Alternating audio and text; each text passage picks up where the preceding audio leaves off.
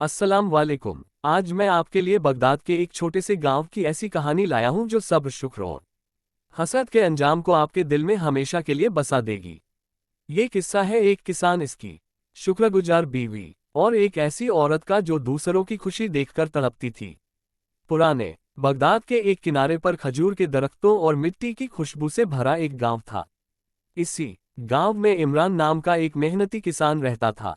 इमरान के पास ना सोने के महल थे, ना ऊंटों के काफिले, मगर दिल का वो बादशाह था। दिन भर खेतों में हल चलाता, शाम को घर आता तो उसकी बीवी सिलमा मुस्कुराकर पानी का घड़ा उसके सामने रखती। सिलमा के चेहरे पर गुर्बत का गुबार नहीं बल्कि शुक्र का नूर चमकता था। एक शाम इमरान खेत से वापस आया तो सिलमा ने चूल्हे पर दाल चढ़ा रखी थी। मिट्टी का छोटा सा आंगन धूप की आखिरी किरणों में सुनहरा लग रहा था। सहन में तीनों बच्चे खेल रहे थे। इमरान बैठा ही था कि सिलमा ने कहा, आज दाल थोड़ी कम है मगर मैंने प्याज भूनकर जायका बढ़ा दिया है। इमरान हंसकर बोला, कम हो या ज्यादा, तेरे हाथ का खाना मेरे लिए बगदाद के बादशाह की जियाफत से कम नहीं। यही वह लम्हे थे जो उनके घर को जन्नत बनाते थे। मगर गांव में सबको ये जन्नत बर्दाश्त नहीं थी, खासतौर पर रुखसाना जो कभी गांव के एक खुशहाल आदमी की बीवी थी, मगर बदजुबानी और जिद के 22 तलाक पाकर वापस में आ गई थी। इसकी एक जवान बेटी थी, मगर मां की तरह इसके मिजाज में भी गुरूर और चालाकी थी। रुखसाना अक्सर सिलमा के घर के बाहर से गुजरती और अंदर से आती हंसी की आवाजें सुनकर जल उठती। अपने दिल में कहती, यह गुर्बत में भी इतनी खुश कैसे है, मेरा नसीब क्यों ऐसा नहीं। एक दिन दोपहर के वक्त जब सिलमा आंगन में कपड़े सिखा रही थी, रुखसाना वहां से गुजरी। रुक कर बोली, माशा अल्लाह, तुम दोनों तो हंसते खेलते रहते हो, लगता है तुम्हें दुनिया की कोई फिक्र ही नहीं। सिलमा ने नरमी से जवाब दिया, फिक्र तो सबको होती है बहन, मगर शुक्र करने से दिल हल्का हो जाता है। रुखसाना के चेहरे पर मसनूई मुस्कुराहट आई मगर दिल में एक कांटा सा चुभ गया। गांव के दूसरे लोग जानते थे कि रुखसाना के दिल में जलने की आग है, मगर इमरान और सिलमा भूलकर भी उसकी बुराई नहीं करते थे। हाँ, वो यह जरूर महसूस करते थे कि जब भी रुखसाना उनके करीब आती है, इसकी आंखों में कोई अनजान सी चमक होती है, जैसे वो कोई खेल खेलने का इरादा रखती हो। शाम ढलने लगी थी। खेतों से लूटते हुए इमरान ने सिलमा को आंगन में बैठा पाया। वो चूल्हे में अंगारे हल कर रही थी। इमरान ने इसके पास बैठकर कहा, आज बाजार में रुखसाना को देखा, अजीब तरीके से सलाम किया। सिलमा ने गर्दन झुकाए, वह हमेशा से ऐसी है, शायद इसके दिल का सुकून कहीं खो गया है। इमरान ने गहरा सांस लिया, अल्लाह सबको हिदायत दे, बस हमें अपने घर की खुशी कायम रखनी है। मगर उन्हें क्या खबर थी कि यही खुशी एक दिन किसी की आंख का कांटा बन जाएगी और एक ऐसी आजमाइश उनके दरवाजे पर दस्तक देगी जिसका ख्याल भी नहीं किया था। इस रात गांव में हल्की हल्की हवा चल रही थी। आसमान पर चांदनी फैली हुई थी और हर घर के आंगन में चिराग जल रहे थे। मगर रुखसाना के दिल में एक और ही रोशनी थी, हसद की रोशनी जो आहिस्ता आहिस्ता शोला बन रही थी। वो अपनी चारपाई पर करवटें बदल रही थी। दिमाग में बार बार इमरान और सिलमा का हंसता मुस्कुराता घर आ रहा था। उसने तकिए पर हाथ मारा और जेरे लब बोली, मैं देखती हूँ कब तक खुश रहते हैं ये दोनों। अगले दिन दोपहर को जब सूरज खेतों पर आग बरसा रहा था, इमरान अकेला खेत में हल चला रहा था। दौर से मिट्टी का एक बादल उठा और उसमें से रुखसाना का साया उभरा। वो सर पर चादर डाले, हल्की सी बनावटी थकन के साथ आहिस्ता आहिस्ता चलती आ रही थी। इमरान ने हल रोककर पूछा, अरे बीबी, इस धूप में यहाँ कैसे आ गई? रुखसाना ने हाकंपते हुए कहा, बस इमरान भाई, दिल बहुत भरा हुआ था, किसी से बात करने का जी चाह रहा था। इमरान ने भान में सुके लिए, ये तो अच्छा किया कि आए हो, मगर इस धूप में तकलीफ ना करो, बैठो यहाँ खजूर के दरख्त के साए में। रुखसाना फौरन बैठ गई। कुछ देर खामोशी रही, फिर वो आहिस्ता आहिस्ता अपने दुख सुनाने लगी। तुम तो जानते हो ना मेरी पहली शादी कैसे टूटी। वो आदमी मुझे मारता था, गालियां देता था और आखिर में मुझे और मेरी बेटी को घर से निकाल दिया। इमरान ने अफसोस से सर हिलाया, अल्लाह किसी को ऐसा वक्त ना दिखाए। रुखसाना ने एक गहरी सांस ली और अपनी बात का रुख बदल दिया।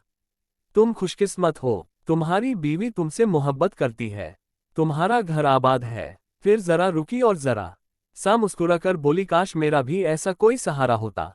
इमरान ने बात को टालने के अंदाज में कहा, हर किसी का नसीब अलग है भी। मगर रुसाना के चेहरे पर कुछ और ही इरादे लिखे थे। अगले चंद दिन वो बार बार खेतों में आने लगी। कभी कहती पानी पीने आए थी, कभी कहती रास्ता कट गया था। सिलमा को भी आहिस्ता आहिस्ता ये सब महसूस होने लगा। एक शाम उसने इमरान से कहा, ये रुसाना रोज खेत में क्यों आती है? इमरान ने लापरवाही से जवाब दिया, शायद तन्हाई महसूस करती हो। सिलमा ने खामोशी इख्तियार कर ली, मगर दिल में हल्की सी तशवीश जरूर बैठ गई। फिर एक दिन वो लम्हा गया जिसका रुखसाना को इंतजार था। उसने गांव की 2 औरतों को अपने साथ मिला लिया। मंसूबा ये था कि वह इमरान को बदनाम करके अपने मकसद में कामयाब होगी। दोपहर के वक्त जब गांव के अक्सर मर्द खेतों में, औरतें घरों में थी, रुखसाना हिसादत खेत में आ गई। इस बार वो मामूल से ज्यादा उदास और बेबस नजर आ रही थी। इमरान ने पूछा, क्या बात है बहन, आज तो आंखों में आंसू हैं। रुसाना ने रोते हुए कहा, मैं थक गई हूँ, मेरी जिंदगी में कोई सहारा नहीं, तुम ही कुछ मदद करो। इमरान अभी कुछ कह ही रहा था कि झाड़ियों के पीछे छपी दोनों औरतें अचानक बाहर निकल आए और शोर मचा दिया। हाय हाय, देखो तो ये दोनों खेत में अकेले क्या कर रहे हैं। गांव में खबर आग की तरह फैल गई। लोग जमा हो गए। किसी ने इमरान की सफाई सुनी नहीं। पंचायत बुलाई गई। पंचायत ने फैसला सुनाया कि बदनामी के दाव से बचने के लिए इमरान को रुसाना से निकाह करना होगा। इमरान ने सिलमा की तरफ देखा। इसकी आंखों में बेबसी थी, मगर वो खामोश रही। इमरान के दिल पर भारी पत्थर रखा गया। निकाह हो गया, मगर यह निकाह इमरान के लिए एक कैदखाना बनने वाला था, जिसका दरवाजा रुसाना ने अपने हाथ से बंद किया था। निकाह के बाद जब इमरान रुसाना को घर लेकर आया तो शाम ढल चुकी थी। गांव के रास्तों पर चिराग जल उठे थे, लेकिन इमरान के दिल का चिराग जैसे बुझ सा गया था। घर के आंगन में सिलमा खामोश खड़ी थी और तीनों बच्चे सहमे हुए। उसने रुखसाना को एक लम्हा देखा, फिर सर झुकाकर अपने बच्चों को लिया और खामोशी से अंदर चली गई। रुसाना ने अंदर कदम रखते ही तेज नजरों से घर का जायजा लिया। दीवारों पर सादा तस्वीरें, कोने में रखी चटाइयां और वो छोटा सा बावर्ची खाना जहां से सिलमा की बनाई हुई रोटी की खुशबू आ रही थी। रुसाना ने होठों पर एक हल्की सी मुस्कुराहट सजाई, मगर वो मुस्कुराहट सिलमा के लिए नहीं, अपने आने वाले मंसूबों के लिए थी। पहली रात ही खाने की चटाई पर बैठते हुए रुसाना ने तंजिया अंदाज में कहा, ये सब्जी तो जरा फीकी लग रही है। पता नहीं लोग तुम्हारी तारीफ क्यों करते हैं सिलमा। सिलमा ने सब्र से जवाब दिया, खाना शायद तुम्हारे जायके का ना हो, मगर नीयत साफ है। इमरान ने बात बदलने की कोशिश की, छोड़ो ना, ये सब पहली रात है, आराम से खाओ। मगर ये रुसाना की चालों की बस शुरुआत थी। चंद दिन बाद ही घर में अजीब सी फिजा पैदा हो गई। रुखसाना अक्सर सिलमा पर ताने किसती, यह घर तुम्हारा नहीं रहा, अब सब फैसले में करूंगी। तभी कहती, इमरान यह औरत बस दिखावा करती है, असल में तो मगरूर है। इमरान दोनों के बीच फंस कर रह गया। वो कभी सिलमा को समझाता, कभी रुखसाना को, मगर रुखसाना को समझा ना गोया पत्थर से पानी निकालने के बराबर था। फिर एक दिन जब बारिश की बूंदें सहन में गिर रही थी, रुसाना ने एक नया शोशा छोड़ दिया। उसने इमरान के कान में कहा, तुम्हारी यह बीवी मेरे लिए बद्दुआ करती है, मैंने खुद अपनी आंखों से इसे दुआ के बाद हाथ उठाते देखा है। इमरान ने हैरत से सिलमा की तरफ देखा, मगर उसकी नजरें साफ और बेगुनाह थी। वक्त गुजरता गया और घर का सुकून टूटता गया। रुखसाना की साजिशें बढ़ती गई।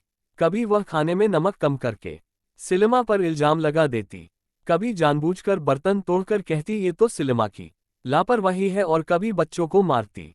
गांव की औरतों में भी रुसाना ने बातें फैलानी शुरू कर दी, तुम जानती हो इमरान मेरी बात ज्यादा मानता है, सिलमा तो बस एक पुरानी आदत है, वरना दिल तो मेरा है। सिलमा ये सब सुनती तो इसका दिल टूटता, मगर वह कभी इमरान के सामने रुखसाना की शिकायत ना करती। इसके सब्र और खामोशी को लोग कमजोरी समझने लगे। कुछ सालों बाद रुसाना के यहाँ एक बेटे की पैदाइश हुई। गांव में शोर मच गया, लोग मुबारक देने आने लगे। इमरान के दिल में एक अजीब सी खुशी और बोझ दोनों थे। वो अपने पहले 3 बच्चों से भी प्यार करता था, मगर रुसाना का रवैया अब और सख्त हो गया। अब ये घर मेरा है, रुसाना ने एक दिन सिलमा से कहा, मेरे बेटे का है, तुम्हारे बच्चों का यहाँ कोई हक नहीं। सिलमा ने पहली बार भराई हुई आवाज में जवाब दिया, हक अल्लाह देता है, तुम नहीं छीन सकती। ये सुनकर रुखसाना का चेहरा लाल हो गया। वो धारते हुए बोली, मैं देखती हूँ तुम कब तक टिकती हो यहाँ। इसी कशीदगी में साल गुजरते गए। तीनों बच्चे अब बड़े हो गए थे। बेटे अब खेतों में बाप के साथ काम करवाते और बेटी जीनत माँ का घर में हाथ बटाती। मगर रुसाना को उन बच्चों और उनके हक से हसद था। वो चाहती थी कि सब इसके बेटे और बेटी के नाम